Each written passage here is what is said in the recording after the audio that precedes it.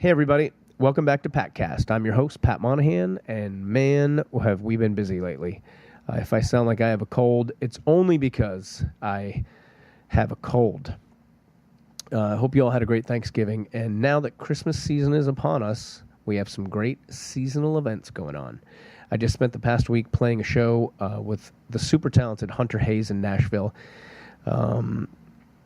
I was present during his and several other people's getting their CMT Artist of the Year award. So it's a real honor for me to be around there. I was back with the Train guys for a performance at the National Tree Lighting in Washington, and I hope you guys got a chance to check that out. It was a lot of fun and wet. I'll be back in D.C. in about a week to sing at an event called Christmas in Washington. That airs on TNT on December 20th. I'll be joining a bunch of other great musicians, and we're going to sing some holiday songs for the Obamas and for everybody watching at home. They did background checks on all of us, by the way, to make sure that we could all come to the White House, and even Pergo passed. He was really surprised. We're calling it a Christmas miracle. Very excited about that one. Make sure you check it out. So that's what we've got going on right now. Let's get down to business. A while back, Fall Out Boy came through Seattle on tour, and I was in my studio that day and was lucky to have Pete Wentz come by and sit down for a Patcast, which you may have heard a couple months ago. At the time, this three-piece rock trio from Denmark was opening for Fall Out Boy, and they came to the studio as well. They brought along guitars and percussion, and they did an insane live acoustic performance of their new single. This was one of my favorite Patcasts ever because, well, you'll hear the energy. It's really amazing, and these kids are awesome. David Boyd, Soren Hansen, both from Denmark, are the two principal songwriters of New Politics, joined by Louis Vecchio. He's a drummer, super sweet guy. Very attractive young man as well. I think he's got a girlfriend, which disappointed me slightly. Maybe you guys can talk him out of it. I don't know. These guys started their career by winning a contest in Denmark that got them onto a big festival stage in 2009. That eventually snowballed into a record deal with RCA, and they soon released their first album. This year they released their second record, A Bad Girl in Harlem, and with the success of the first single, simply called Harlem, they've been touring nonstop, opening for, as I mentioned, Fall Out Boy, as well as Pink, 30 Seconds to Mars, and Jane's Addiction. Man, that's cool. They continued next year doing a headline tour at the beginning of 2014. That's just the nuts and bolts, though. Sitting down with these guys was such a blast. What I think you'll find listening to this interview is that they're really genuine, super nice guys. Not only are they big fans, they're fans of the bands they've been able to work with over the past few years, but they truly appreciate the opportunities that they've been given. And their story is not a typical one by any means. Before being thrown into a record deal and heavy tour schedule, David had spent years breakdancing on the streets of Denmark every day and crashing on people's couches at night. His mother had moved back to Sweden, where she's from, and his dad was in Northern California. Soren was trying to figure things out as well, and you'll hear him talk about that stuff during the interview. Once they got signed, they moved to New York, which is where they found Louis, and live together in Brooklyn, now when they're not on tour. So, New Politics. It's a great story. They've got great songs, and they're a great live band. You really should check them out. I did. I got to see like the last few songs, and it's kind of like nothing else I've ever seen. So, here it is right now, New Politics on the Patcast. What do you do when nobody's looking? Do you do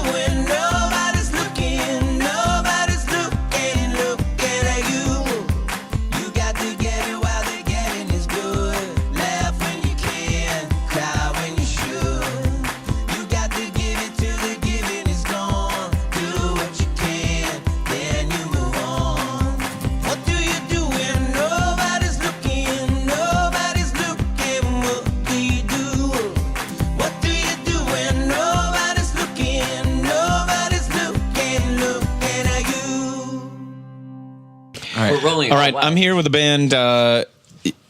Well, originally from Denmark, but I think you guys live in Brooklyn now, right? This is a band called New Politics. They have 2 albums out. So it's David, Soren, and Lewis. Yes. And David and Soren, you guys are the Denmark guys, or the Danish guys. And Lewis, you just when did your relationship with these guys start? When they came over to the States, like 2.5 years ago. Oh, really? So right away? Yeah, pretty much. Shortly They after. I did a think we few did tours. 2 tours or Yeah, something. yeah. Right. Are you? Is everybody close enough to the mic?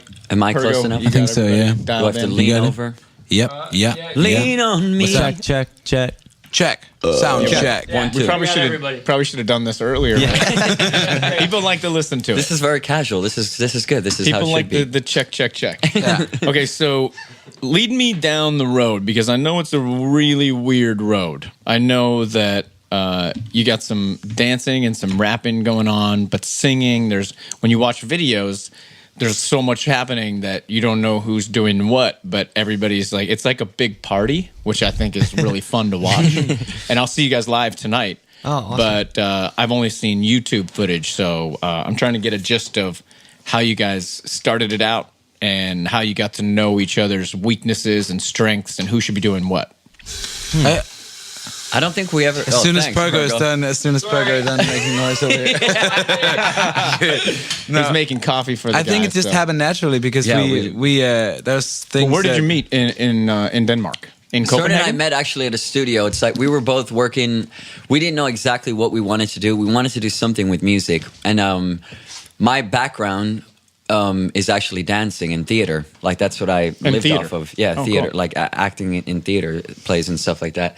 So it was like I wanted to do this music thing. I've been doing it for like 3 years or something. And I didn't really have an idea of what I wanted to do with it. And I know that CERN was in a band before I'd met him, shortly before I'd met him. And he was a mutual friend of a friend that I had that worked at an independent label. And, they wanted to, they decided, like, let's do a song with you. So, I wasn't allowed to be involved with the writing and stuff. It was one of those sort of things. And I was kind of at a point in my life where I was just like, God, just take me, Right. just do whatever. Something has to happen type of thing. So I went into the studio and started singing the song, and CERN, which is managed by the guy, was the engineer and did it as a favor. Oh, cool. And we were doing this song, and it was horrible. It was so hard. so bad. Yeah. One of then the worst. we had a lunch break, and CERN and I were walking, and we got lost trying to find this pizzeria that I had known that was so good. And we This were is talking. all in Copenhagen? Yeah, this is all in, Cool. in Copenhagen. It was a summer, like 6 years ago, something. Summer Like, of '69. yeah, it was a summer of 69. Can I say that I'm hungover? Just I'm gonna. my head is like. you didn't have to tell anybody. Everyone can hear it. It's very clear. Man, I've never heard that Soren guy, but I can tell that guy had 100 beers last night. And a few shots. Yeah, quite a few. But we started like singing each other's songs that we'd written and stuff. And every time he sang something, I was like, God, that's a hit. And he was like, God, that's a hit. Oh my God, whoa, I don't get this. And then we were criticizing the industry and the music world and this and that, of course. 'Cause we had nothing. Actually, just to add to the story, we were walking down to the pizzeria, and didn't. And really by the way, if anyone didn't know that Copenhagen was a mecca for great pizza, I they didn't know even now. know that. No. If you know the right places. It's not. No matter what you say to me, I don't think it's a All right, great place next to time have you're in pizza. completely Copenhagen, agree you with let you. me know, and I promise you, I will give you the addresses to incredible pizza. All right, I'll go, and no matter what happens, whether I love it or not, I'm going to say I'm disappointed. That's exactly what I do. You're like, is it New York pizza or like Chicago? I don't even care. I like both. Yeah. So we're walking down there, and we were like small talking a little bit, and then one of us just was like, "This song really sucks, doesn't it?" And I was like, "Oh my God, it really, really sucks." That's how our friendship started. That's funny, man. That's how most friendships start. Yeah. Oh my God, dude, she's so hot. Oh, but she's so gross, dude. She's a whore. She sleeps with everybody. Dude, I slept with her. So did I. It's all terrible. There was one good thing in it, and that was that we reached a conclusion after criticizing, the whole music world and stuff like that, that it kind of like brought us, like it took us back, put us back in our integrity, sort of like, we should do it ourselves type of thing. And Cool. we decided, that we would meet up behind their backs and just try to write music for the fun of it and go back to the sort of the essence of it, which we did, and eventually wrote like that first night, that first magical night, sir. And I remember it so clearly. Immortal.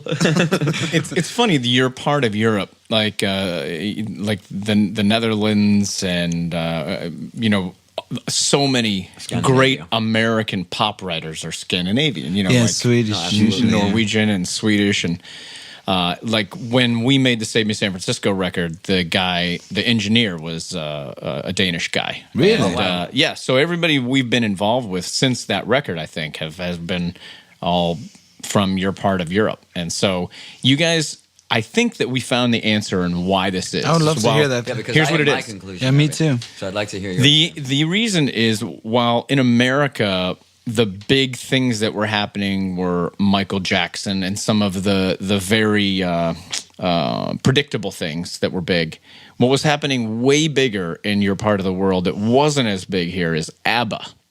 So all of the pop essence of ABBA was really filtering through all of your veins, where it really wasn't in the United States. We knew a couple of things, but until Mamma Mia came out, I don't think people were really hip to the greatness of ABBA. I actually think that's right, but I think it goes a little deeper. No, Because that's as deep as it gets.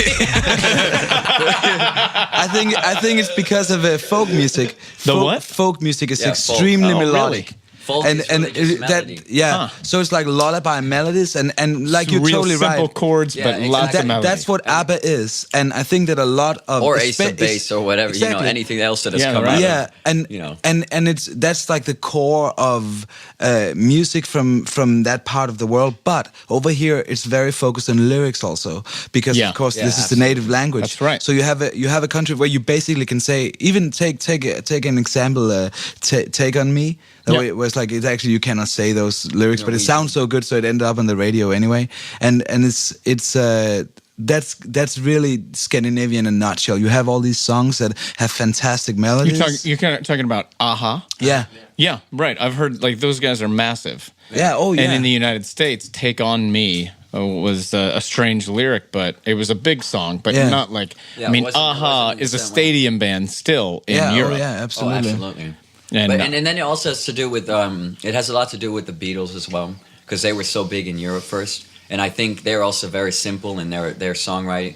The Beatles songwriting is the core of pop music type of thing, right. And I But- think that really it also has like a folk sort of approach to I it. guess the question for an American guy would be, if English is not a first language in that part of the world, why are you guys so great at English speaking pop songs? Like that's really what the conversations have been. Is why does it transfer so well? Because that's all we listen to. We listen to American and British Pergo radio. said that you guys learned English not from school but from The Simpsons. That's true. basically. We That's about actually, right. And it's like it's basically TV and stuff because television they don't it's Scandinavia is the one country in Europe from the since the beginning of cable. Yeah. So you'll see like that generation before cable is you can really hear the difference in. Is that right? Yeah, absolutely. Oh, that's a lot of my parents, for example, they learned English from Mickey Mouse. Really? So they speak really high. Yeah. And they always had the sentence. 4 octaves higher. You guys can just talk to each other for hours and make each other laugh, and everybody that's else is because- rolling their eyes. Craziest thing is Oh that my sometimes God. I just say something and I'm the only one laughing, and I look around like you don't get it. Man, I'm a genius. Okay, so a couple things I wanted to ask you about is, first of all, you guys are managed by Crush Management. Yes. Yeah. How did that Who are they again? relationship start? Because I think it's a very important part of the greatness to come. Absolutely. They're incredible. How did you meet them, and what We was... met them actually through our lawyer, Peter Lewitt. Oh. And we were introduced to Peter Lewitt through that whole thing came about actually. Going back to the original question, eventually Cern and I wrote a bunch of songs in this period of 3 years whenever we were free, and we had all these songs laying around, and it was like friends and family that would we would play them to because we didn't have really we had no network, no nothing. We were Yeah, you know, so it was like when we would play to our friends and family, they would say, you know, they were always like, oh, that's great. Oh, I'm really happy for you guys. And, you know, but it wasn't enough. It was like, you know, like, where can we take this? Is this really something that we can, and you know, do? And what do we want to do with it? I don't think we ever had the idea, even to this day, sitting here, you know, how this picture is going to look, this journey. We're still puzzling it, you know what I mean? And putting the pieces together as we go. But, you know, like, we entered a competition in Denmark, and I'd met about, right before that period where I met CERN, I'd met an A&R from, he was working at Island at the time, called Josh Sarubin. Josh Sarubin. I try to forget every A&R name possible. Oh, okay. Well, regardless of him being an A&R or not, he was a great guy, and you know, was actually a big part of this. From Is that why he's no longer an A&R guy? Yeah, because he was like, "Damn, we did it again." No, no, I think he actually still is, but I don't know where he moved. EMI, I haven't spoken to him in He's in publishing, actually. In publishing now, he moved to publishing. But anyway, so. He was his lawyer was Peter Lewitt, and he was like, you know, before you guys come over here and we do anything, you need a lawyer, you know. And he was like, that's the one thing I've learned. So I got this guy, Peter Lewitt, you know. So we met up with him, and in the beginning, Peter Lewitt kind of, as we didn't have any connections or anything, he was, you know, like, you know, passing it out to the different labels, and everyone was so hyped about it. We'd won this competition and started playing like festivals and That's cool. Yeah, and this is before we, you know, CERN had never picked up a guitar. And this is before Lewis got involved. This is in that period, and it was like a 6-month period, you know, before moving to America and actually signing the deal. Can I add something really funny to this right now? It better be funny. I know it's because I'm hungover, but I just want to say that the way Lewis is sitting, I sit and I'm watching David talk, and I just visualize this is happening.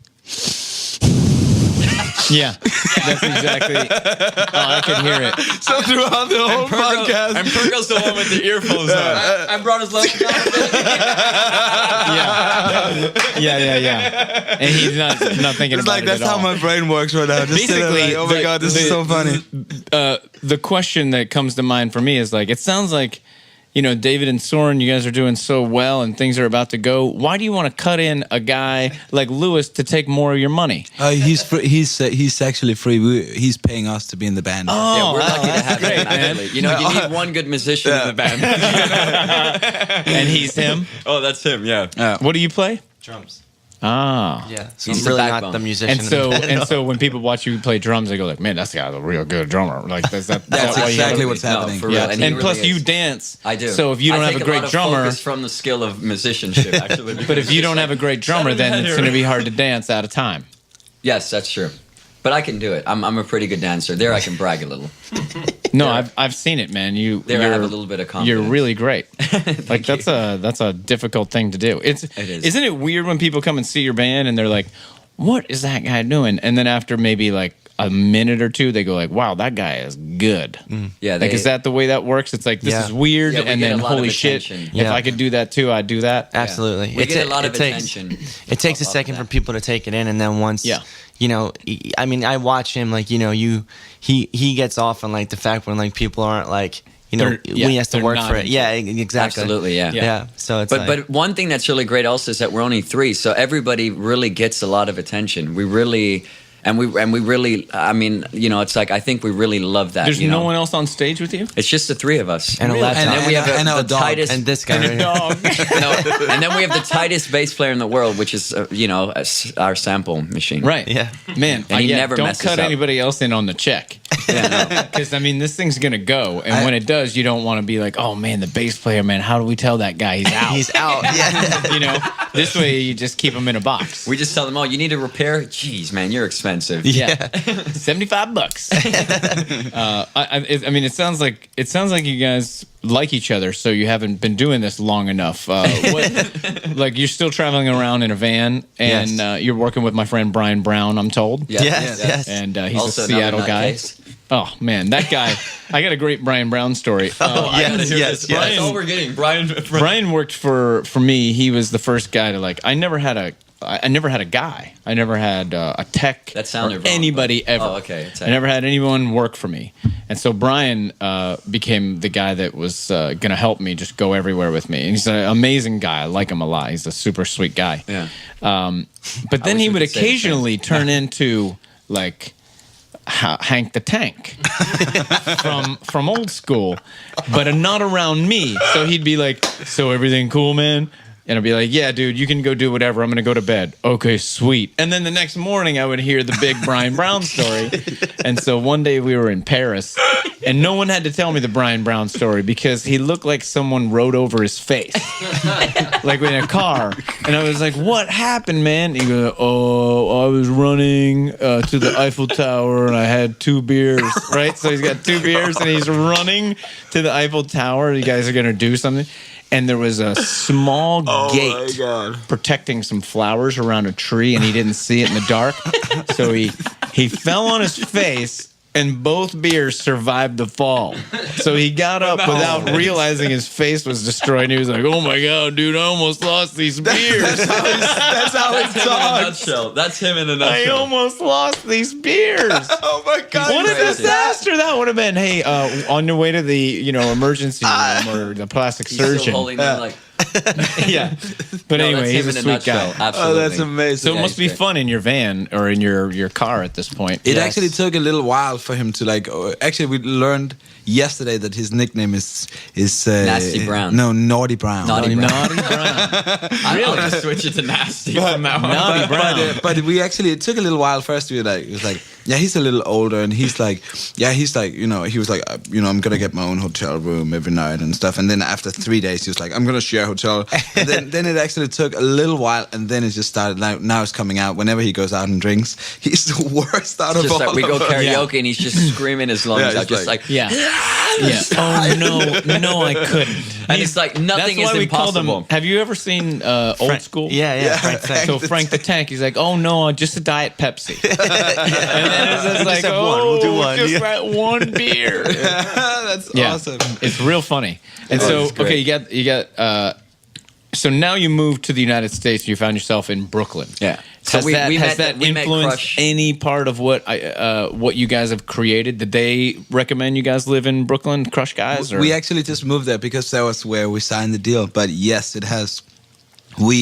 This album, I think, is because we're so proud of this album because it took a long time to write, and I think we all felt that we were so lost in the process, and we literally felt that we were about to lose it. And when we then finally started to have these songs, and every single song is telling a story, I think mainly about this culture shock of actually coming from Denmark, being in America and realizing so many things, like your friends, your family, everybody is back home in Denmark.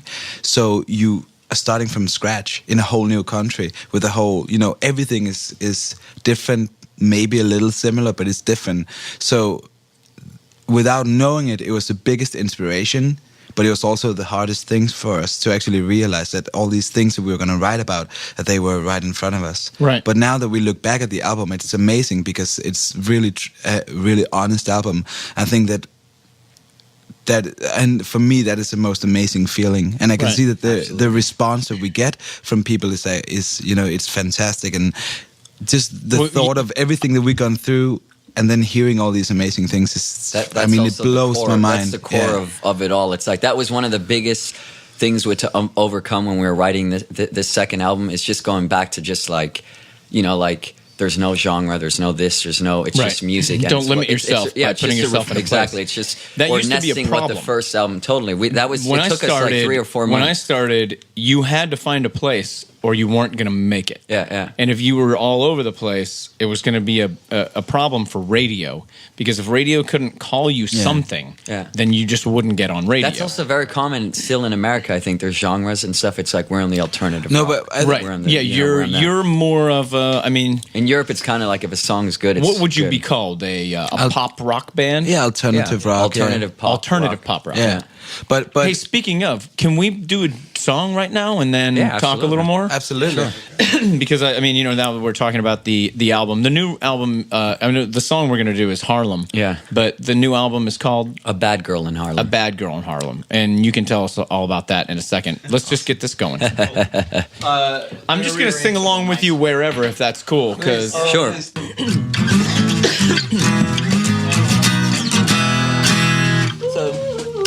I think I'm fine with my voice. Are are you okay with the we want notes? this fan on now, or is it gonna? It might. I spend. Is that too high for you? No, I'm okay. I think. So Let's just see. let's you run, wanna sing, let's you're run a very- chorus or whatever. Yeah. So it goes like this. When it gets loud, I turn it up. Oh, shake it like a fat girl up in Harlem. When it's too hot, I light it up. Oh, light it up, yeah, smoking if you got it. That's it. Yep. Let me get levels, guys. What do you want first? When it gets loud, I turn it up. Shake it like a bad girl up in Harlem. When it's too hot, I light it up. Oh, light it up, yeah, smoking if you got it. Go, go, go, go, eh. You might be the loudest clapper I've ever heard. Dude, it's so bad. It is so bad. Should I go like this? No, I mean like he does this all the time randomly, like in the van, and it'll just echo all over. It's the line. Like, Yeah. what are your hands What made if of? I go like this? That's Sure. great. That's great. Try. Because then we all get something out of it. We all gonna go like this. Like, Yeah. Why didn't you tell me I had a loud clap, man? Oh, I tell you. Why didn't you tell me I had a live clap, man? That's horrible. I come into Pat's place here and then I'm clapping and it's like I'm breaking him. Yeah. That's horrible. Where are your manners at? I'm so This is your embarrassed. fault. This is your fault. I'm such an embarrassingly loud clap. Oh, damn. Sorry. You can't not clap. I'm gonna have to. Oh my I'm God. really gonna have. Yeah. Just do your thing, man. You'll figure it out. You can clap loud. David, this is my You're favorite. gonna lose though. friends. It's pretty great. Oh Lord. Okay. I spend my money on the record. And then clap. Okay, guys, ready? Yeah, I think we did it. Good to go. Yeah. Go, go, go, eh. Go, go, go, eh. Go, go, go, eh. Go, go, go, eh. I spend my money on the record of miracles, just like you, like me, like everybody else. Up on the sun, looking sad and beautiful, just like you, like me, like everybody else. When it gets loud, I turn it up. Oh, shake it like a bad girl up in Harlem. When it's too hot, I light it up. Oh, light it up, yeah, smoking if you got it. Go, go, go, eh. Go, go, go, eh. Here come the drugs, hide my money in your tube socks. Run like me, like hell, like everybody else. Hear metal on a Japanese boombox. Kicks like you, like me, like everybody else. One more time. When it gets loud, I turn it up. Oh, shake it like a bad girl up in Harlem. When it's too hot, I light it up. Oh, light it up, yeah, smoking if you got it. When it gets off, I shake it up. Shake it like a bad girl up in Harlem. You're so sweet, but I like it rough. Oh, light it up, yeah, smoking if you got it. Go, go, go, eh. Go, go, go, eh. Go, go, go, eh. Go, go, go, eh. Go, go, go, eh. Go, go, go, eh. Go, go, go, eh. Go, go, go, eh. Making a movie on the couch with a flip phone, just like you, like fingers in your mouth up on the sun, playing drums with the bleach bone, just like you, like me, like everybody else. When it gets loud, I turn it up. Oh, shake it like a bad girl up in Harlem. When it's too hot, I light it up. Oh, light it up, yeah, smoking if you got it. When it gets off, I shake it up. Oh, like it looks that girl up in Harlem.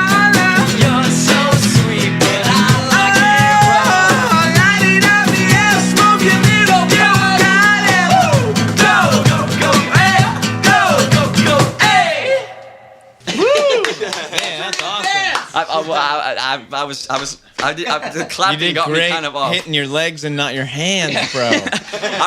It must have taken a lot of It willpower. did. It was giving me an extra It took I'm not over good at multitasking. It took over the entire left side of your brain. Exactly. I'm not a good multitasker. Here's so- the lyric that I need to know more about. Here come the Jets. Hide my money in your tube socks. Yeah. What does that mean? It's like a reference to like An old I forget the movie. it's a musical, the West Side Story? West Side Story, the Jets and the So it's the Jets were the gang. yeah, exactly. So it's like up in Harlem, you know, when when you're on the train. Cool. And you knew that from being in theater. Yeah, exactly. But it's also like being on the train, like you just kind of put. Never really been to Harlem and stuff, so it was like it can get a little. It isn't. It's actually a great place. Did you guys write this song with anybody? Yeah, we did. We wrote lyrics. We got a bit of lyrical help from Jake Sinclair. Ah, cool. Love Jake. Yeah, he's the best, man. Great guy. And You then know, I don't call him Jake Sinclair anymore because his Words with Friends Naughty name Jake. is you call him Naughty Jake. Sinclizzle. Same. He calls himself Sinclizzle, so I'm gonna have to remember that. because he's upgraded. He's upgraded. You know, when I met him, he was a bass player and an engineer, and now he's a songwriter and a producer. He's amazing. Yeah, he's great. Hey, He's really so is it allowed to say some bit like dirty stuff here on this podcast? We won't get mad. Only if you would, please. All right. Okay. Well, so apparently Jake, there's a thing with him that whenever he introduces himself to people, within the first 5 minutes, he has told how long his balls are. Oh yeah, I know. It's like apparently he has got really long balls. You know, we made our last record with him and Butch. Oh, you did? Yeah. And there was a period of time that I wasn't there because the band, they were putting tracks down. And then at the end of the session, like when we were all like saying goodbye and everything, he started talking about his balls. And I was like, what are you talking about? Your balls like this for? And he's like, wait a minute. You haven't seen my balls yet? Like that was his real question so to me. amazing. Because I've known him for, I mean that just gives you so much respect for the guy. Yeah. Instantly. For me, that is like I'm like wow. Yeah, we honestly, like people that don't respect. take life and themselves too serious. I'm down with that, man. I mean, you have to do it. You have to do it in the right. Of course, not be oblivious to it's it. kind of But my favorite thing about your generation. How old are you guys? we are. Actually, Do you not like to talk about that? No, Is we that your hate thing? speaking about our age. Honestly. Okay, well, anyway, let me just say this: you're definitely younger than me. Yeah, that's true. And Sorry. don't be an asshole. I mean, that's just an asshole move right there. take advantage of this. I had you were almost asking This is a terrible thing that you just did. But the truth is that you guys, your generation, is like iTunes generation, where mine, we were just getting out of cassettes and into CDs, and there were still payphones that we were calling our families from on the road. Where How you does guys that change? Like, how do you see the difference? Here's the vibe is different because back then record companies made all the money and they flew around in helicopters and private jets, where we, the artists, were trying to sell 1 million records just so we could make another record, where now you realize selling 1 million records should be making you millions of dollars. But back then it was like, no, this is the way it works. We get the millions of dollars. And if you sell 1 million records, you just say thank you that you're here. And then maybe we'll negotiate a deal down the line. that's funny that you're saying that because Holy moly. I would say that I thought it's actually the other way around. I feel it's very much like that now also. The environment of artists is different because when there was room, when you had to go into a store to buy an album, there was only a certain amount of shelf space.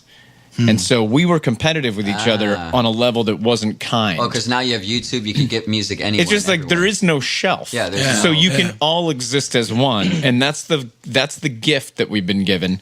Because when there's shelf space, you can't hardly even be fans of one another. So everybody I came up with, most of the bands aren't even together anymore, and the ones that are together can't keep it. They can't get it. They can't get anybody to listen anymore. But that was the era of you have to die for me to live.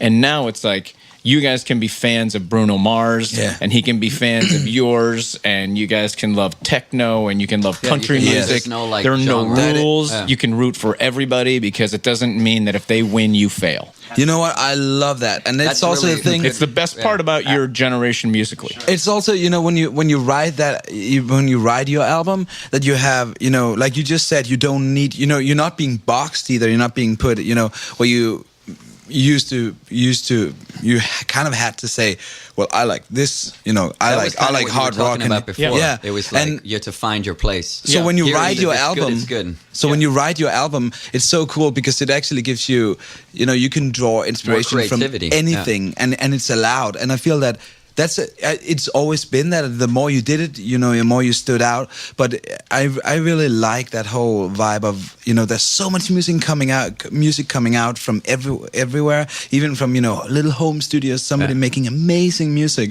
Yep. And it's out on the internet right away.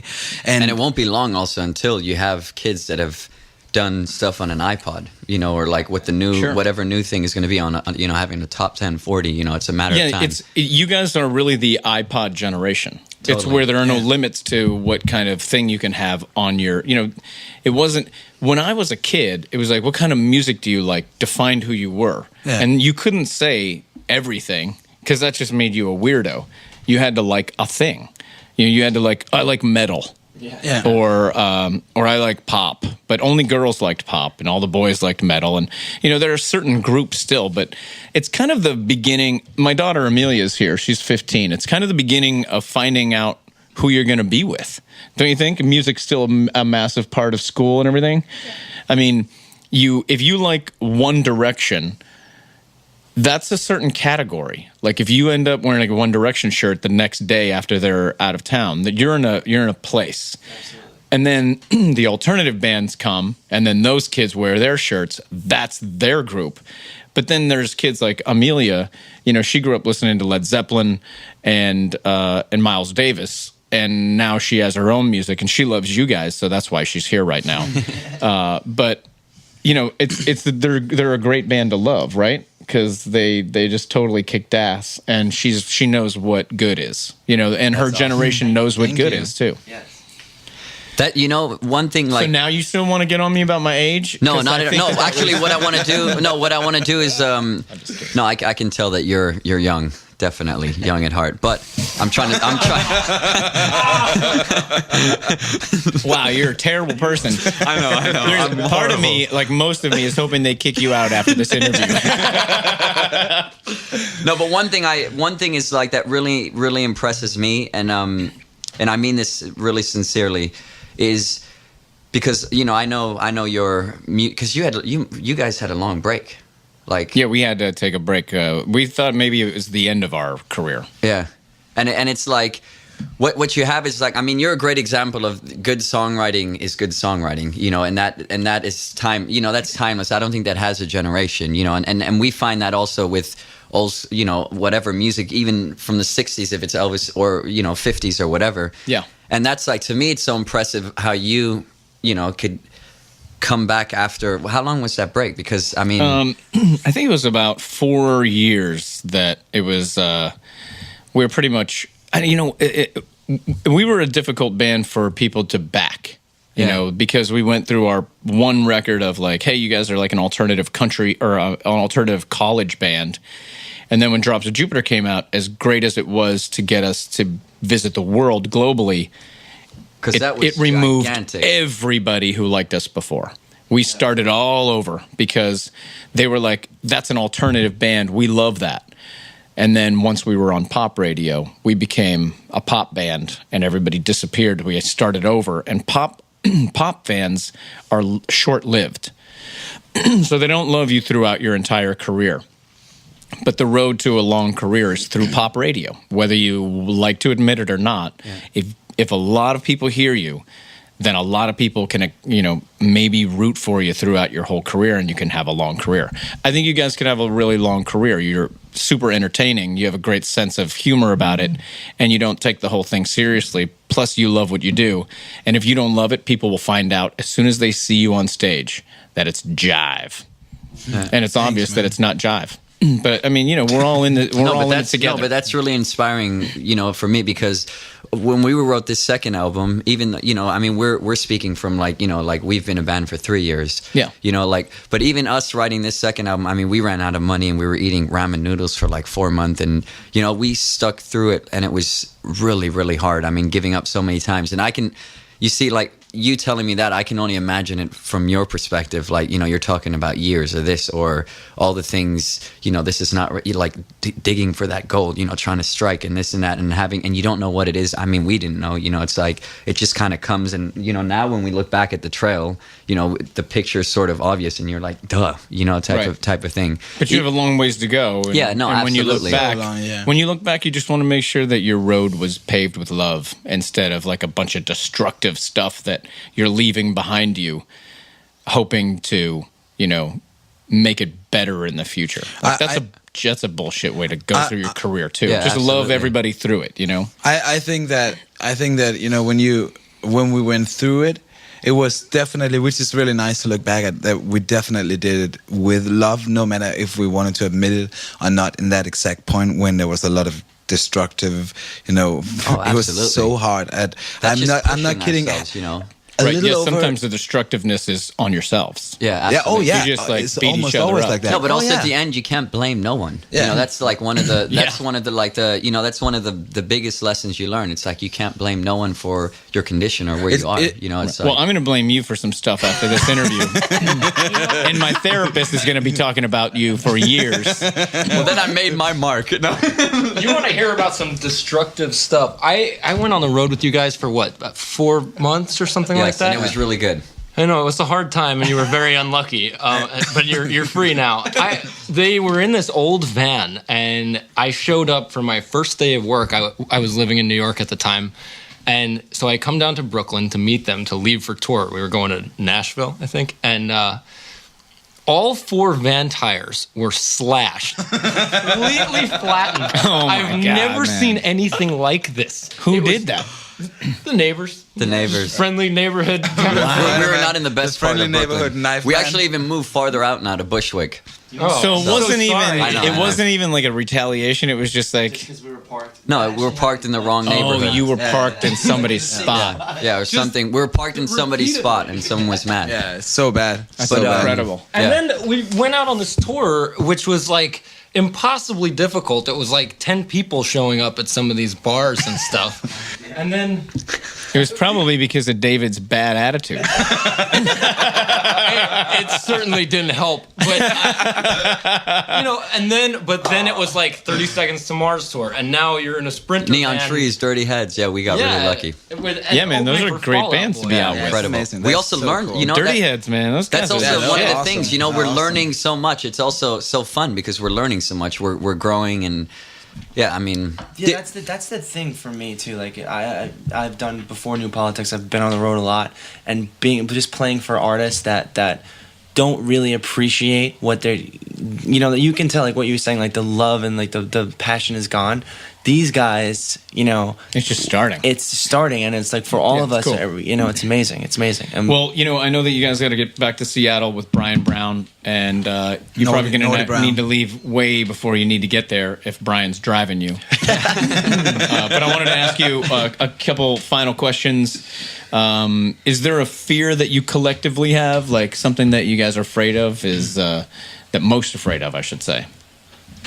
I think if I would have to say mine, it would be, that my claps don't.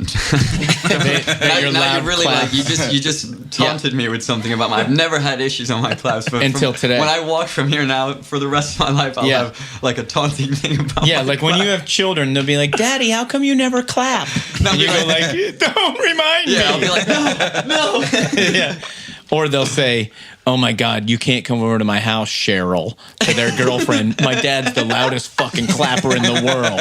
Like that. All right, so you're afraid of your claps, and how No, about you, for me, Louis? it would honestly be, I think, the future, not knowing the future, but there's something also very beautiful about that because it also empowers me to create it. Yeah. So, hopefully you do the right things, or you snap and learn from it quickly. Not knowing the future is the real gift. in the Absolutely. end. That's the gift of what I call the gods. You create the future. I want to say actually the same thing, because I've always, like, I'm a really sensitive guy, I guess, but I've always had a lot of anxiety. So it's like, you know, whenever I get caught up and not being in the moment, that is definitely my big thing. So regarding a fear, that constantly, you know, I definitely tend to worry too much about things that I have no control over anyway. But I think it can also be a healthy thing, because it gives you discipline to actually do. You know, I feel that I want to, if this fails, then, you know, that's what it is. But I don't want to be the cause of that. I want to give everything in me to make sure that, I think you know. I think that's, you know, also the best part about being in a band, because we all could have somehow tried to make it without our group, but you have someone to win with, and someone to lose with, but someone to get you up when you're down. Yes, like absolutely. Because every one of you guys know that you want everything possible, best, not just for each other or for absolutely. yourselves, but for one another. Yeah. And so if you're letting the group down, they know that it's not because it's something that you want. You know, it's something like, hey man, you know, it's your turn to do your thing, but let's go. It's time to go. How about you, Lewis? I'm You're the not obvious afraid of guy. nothing. I'm just. I'm from New York, man. I'm from New York, man. I'll kill you. I just don't want to go back to serving tables ever again. That's my biggest fear, to be honest with you. But well, I have a feeling like this song's gonna go, and I'm a terrible judge of that. But I'll just be honest with you. But That's exactly what we need. Thanks. But I think that your managers are not. No, you know, they're great. your We're managers really, are my really blessed, managers, and they know, and so they wouldn't. You know, they wouldn't ever tell you that something looks good if it didn't look good. Right. And I think that song's it's got a lot of legs. It's gonna go. And plus, my daughter heard it for the first time today, and she was like, "Can I come over when you like?" And that's who you're trying to get to care about your music. 15-year-old girls. yeah. Because then they make their dads buy them stuff relating to your band. It's at Best Buy. It's at Best Buy. Okay, what's left to do? Obviously, you're young in your career, so is there like a massive top of the pyramid goal that you have? I think we really take it as it comes, and create it but as it but goes. just what I mean, we want to be, you know, we want to be on your level, you know, we want to do everything we can in our power to achieve, to see the world, to travel, to play big tours, to headline amazing shows, and to Make some money, make our live show amazing, and all these things that everybody, when they want to be a rock musician, you know, when they like Louis said something about Motley Crue and Flames and stuff. You know, we all want that. You know, so our career. I mean, I want to write even better songs and better. So you know, it's like absolutely. You don't have a choice if you're managed by Crush. You have to write better songs. I love that. I didn't like it when we were in the dark, of course, but I love it now because they were when awesome. you don't understand it, it sucks. But when you understand it, then it's like. That's it right. feels good. Well, my friend Matt Nathanson, who's managed by, He's fantastic. Oh, yeah, he's great as well. We he played just with went him. through that. Yeah. And he's like, man, you know, he was like, it was easier to make this record, as difficult as it was to please those guys. It was easier because I didn't have to think about anything other than writing the song. Yeah. He didn't have to think about like, okay, I wrote the song.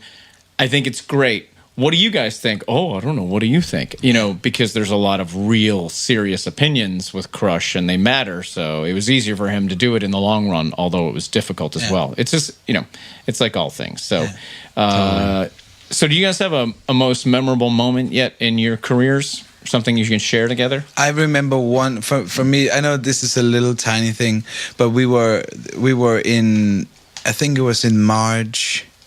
When Harlem had just you know, it came on the charts, and it actually, I think that day it hit top 20, and we saw a flash mob. Say this all happened in one day, which is like tiny things, you know, but for us it's so big. Yeah, so and we saw and a flash mob where they used Harlem at a hockey thing, and on the same night we had our first sold out show ever, and it wasn't. Where was it? It was in Michigan. It was in Lansing. Yeah, Lansing, cool, Michigan, and it was like I honestly. The merch did actually went out plus. I honestly cried because that was cool. that was a really amazing feeling.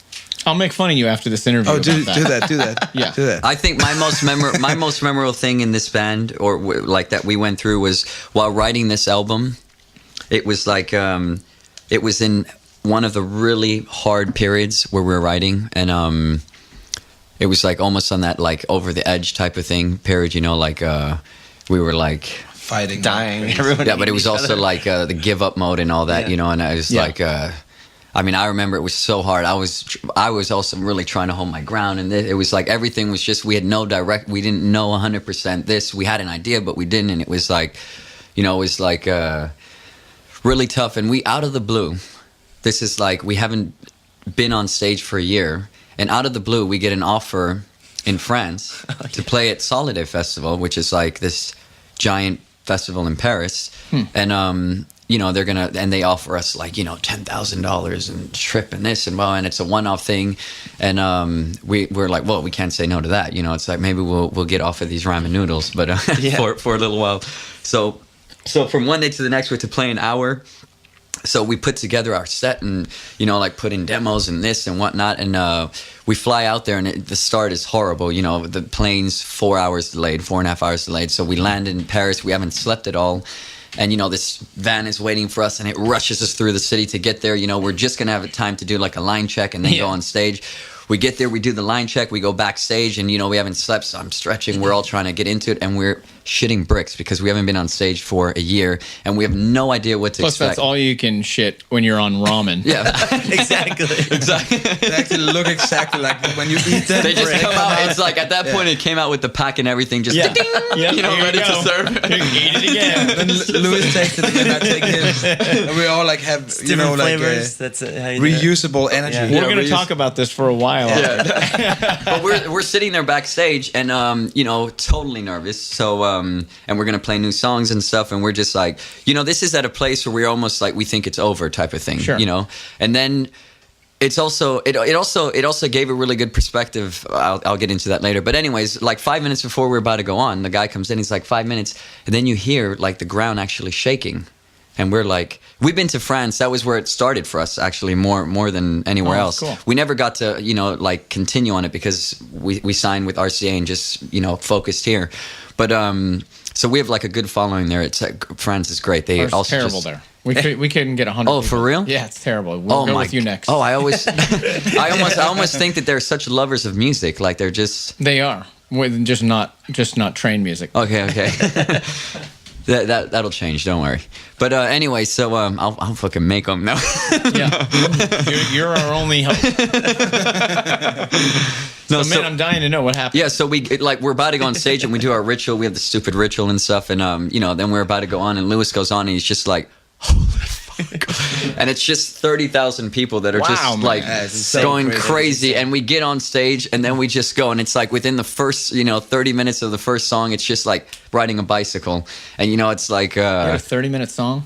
no, 30 seconds. Sorry, Okay. 30 seconds on the first song. It's like riding a bike. You're just on it, and then. And then you look around at each other and you're like, man, I'm so glad I didn't quit. Yeah, exactly. And I'm Absolutely. not mad at you anymore. But it also exactly what happened. But it's also like 100%. what it really does is it shows the power of persist, like The power what's it of called? love. No, perception. You know, it's like it really shows the power because. You know, while we're going through what we're going through, we're just in this box. We don't see beyond that. You know, like the possibilities or what's really going on and this and that. And it also just really made like a hard impact on, like, you know, we're all nervous about our new songs. It's just a fucking song. You know what I mean? Make right. sure it comes from the heart and it will do what it does. You know, it's like a seed, and you know it will grow. And I think it really.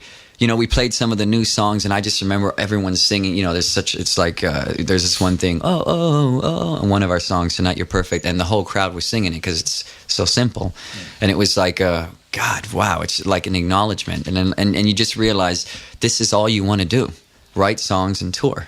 Yeah. You know, and play for people. It's not more complicated than that. You know, so it was really like a great like slap in the face. Well, I would love to slap you in your face sometime. I hope it's not as loud as my claps. I will knock out if that is the case. That's a great story, man. I think that's exactly right. Is you need acknowledgements. You know, when you're really working hard, you don't need it all the time, and you don't need big things, but little moments of like I'm on the right road mean a lot, Totally. especially where you're at right now. We're also very like involved with our fans and stuff because you're like we haven't really made money yet, so maybe that will change. But it's going to change. Yeah, you know. But I mean, and- that's also a satisfaction and an acknowledgement. But that'll be an acknowledgement too when you make money. Absolutely. No, when totally. you see this song Harlem is going to do well, and then you'll get some checks, and then you'll be like, whoa, that's crazy. Where did that money come from? Because I didn't have to go like take anybody's garbage out to do it, and then the next check will come, and then you'll be like, I can stop kissing that woman's ass who I'm paying rent to. Like everything in your life will just get a little easier, and then you'll be free to keep making music. That's the real gift of money. Yeah, this it's exactly. like now That I makes can sense, yeah. keep doing it. yeah, that makes sense totally. So the last thing I wanted to ask is, we all have something that someone did or said that got us to jump over the line to go. What is that thing for you? Did somebody say, you're never going to be anything, or did your mom say, come on, honey, you That can one do is it? easy for What me was- to what's answer. the thing? I was actually bullied, bullied in school. Bullied in school. Yeah, big time. I can see why. I mean, you know. exactly. It's my blonde hair. From hard. It was bad. It was really bad. All the way up till 7th grade. Really? Yeah, Oh, that's and terrible. because we moved around, and You look my like you'd be the coolest guy in school. Well, I wasn't.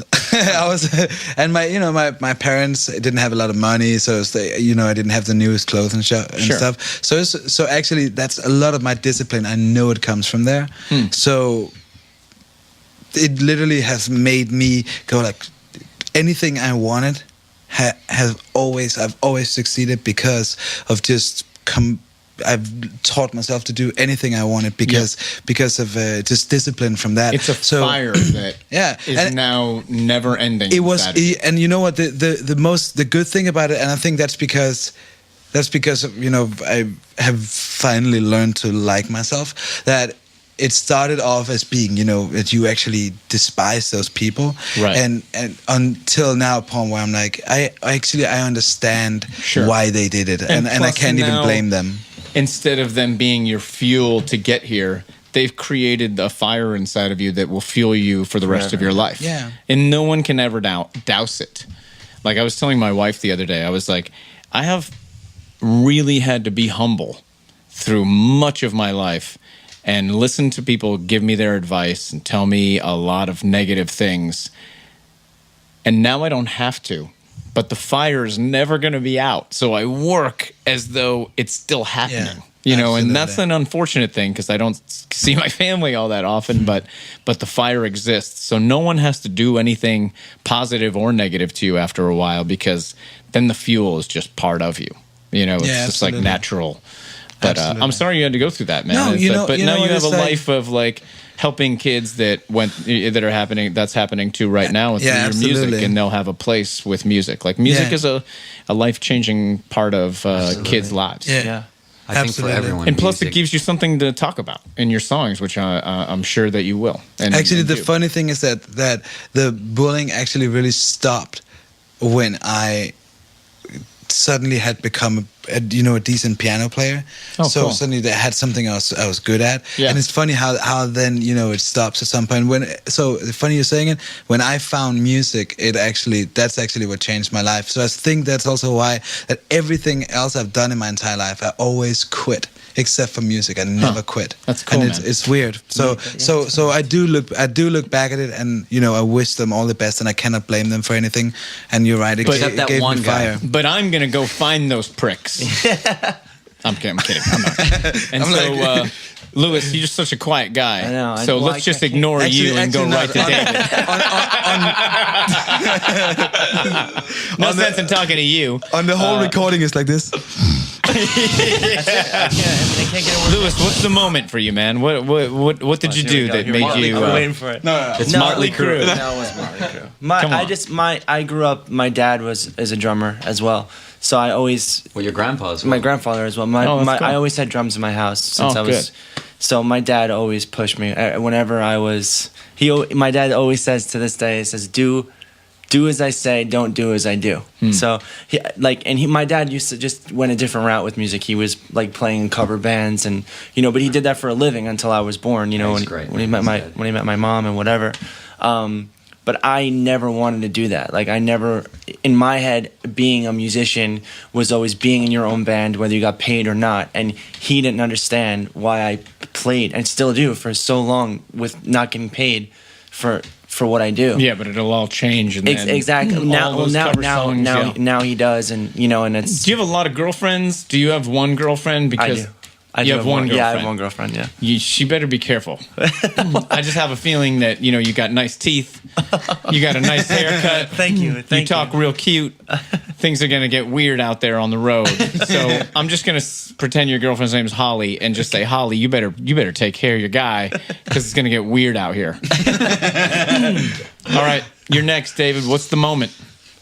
I mean, it's a mix of things, but because you were homeless. Yes, I was, but I mean I think it's a thing to overcome. Yeah, I think some of the things are like some of the traumas you go through. In the end, you realize that nothing's really bad or good, and everything that passes doesn't really exist. It's more memory, and like we were talking about before, the future is it's you light it up and stuff. And I think knowing that also. When something bad happens or something isn't right, you're aware of that, and it gives you a certain power to also change it. And just the joy of dancing, any type of art, and you find art in all different ways of life. I think the ability to because we have so much energy as people, and I think putting it into something, even if it maybe doesn't mean anything or doesn't have an existence once it's done.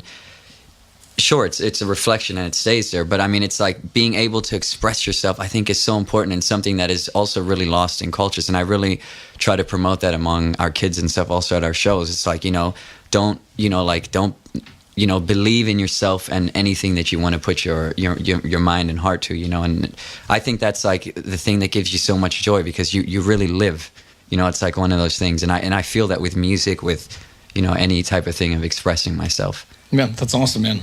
You don't have any children yet, though, right? No. Well, your kids would be lucky to have you as a dad. You sound like you're going to be a really great... All you guys sound like you're going to be great dads. Like you've learned a lot of lessons as young people that you can help them out with. I wouldn't clap around them. I'm traumatized there. Yeah, you might never clap again. I will never clap again. But I got to tell you, I'm really impressed with you guys as people, which is far more important than music in the end. Absolutely. Music is the gift that we've been given, but the gift we get to give is the people that we are. And you guys are doing a great job with that. So congratulations. Thank you. You're already winners. Thank so you. now let's just make you guys some dough and turn the world on, other than France, who hate us. We'll turn the rest of the world on to New Politics. It's an honor being here. Yeah, man. Thanks so much, guys. Thank you. Very inspiring. Thanks, guys. Thank you. And the first time I heard Solstice, sir, Oh, yeah. I was. You probably hate to hear this because how are you with Solstice? Because I mean that was like the number one. That was New Politics. And if you want to know more about those guys, which I'm sure you do, go to @NewPoliticsRock at Twitter and newpoliticsrock.com if you want to go to their website. And if you want to know more about me, which I'm sure you do, go to @Patcast Podcast at Twitter and Instagram. And you can go to patcast.com if you want. There'll be nude pictures of Pergo up soon for your listening enjoyment. I know that doesn't make sense, but if you ever saw Pergo naked, you'd rather hear it than see it. There you are, the Patcast.